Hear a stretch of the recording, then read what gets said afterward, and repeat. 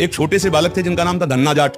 उनको परिवार की माँ ले गई कथा सुनाने, तो कथा में कह रहे थे बिना भगवान का भोग लगाए जो खाता है वो पाप खाता है। तो पंडित जी के पास गए, हमारे यहाँ तो भगवान है नहीं, तो आप भगवान दे दो। तो उन्होंने सोचा लड़का है, इसको ठाकुर जी तो दे नहीं सकते, तो भांग खाते थे, तो भांग का बट्टा ऊपर का ये भगवान है ले लो। तो उनका आप कैसे सेवा करेंगे? तो बोले नहा के नहा देना और पवा के पा लेना, बस इतनी सेवा। घर में गए, नहाया और ठाकुर जी को ना वही मतलब भांग के बट्टा को ना और बाजरे की रोटी गरीब आदमी सामने रखा, पाओ प्रभु। एक दिन हो गया तो उन्होंने सोचा हमारे पास कुछ है नहीं, लगता पंडित जी के पास खीर पुआ सब सामग्री थी तो ठाकुर जी पाते, वो बिल्कुल ठाकुर जी मान रहे। दूसरा दिन हुआ फिर वही बाजरा, तीसरा दिन हुआ फिर वही बाजरे की रोटी।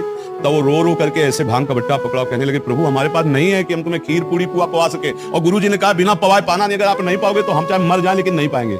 उसी समय श्री कृष्ण प्रकट हो गए, भांग के बट्टे की जगह में श्री कृष्ण बैठे और बाजरे की रोटी शुरू कर दी पाना। तो बोले देखो पूरी रोटी तुम नहीं पाओगे, आधी हमें दो आधी तुम पाओ। भगवान ने और फिर जो लीला का विस्तार हुआ कि धन्ना सेठ हो गए, ये है विश्वास।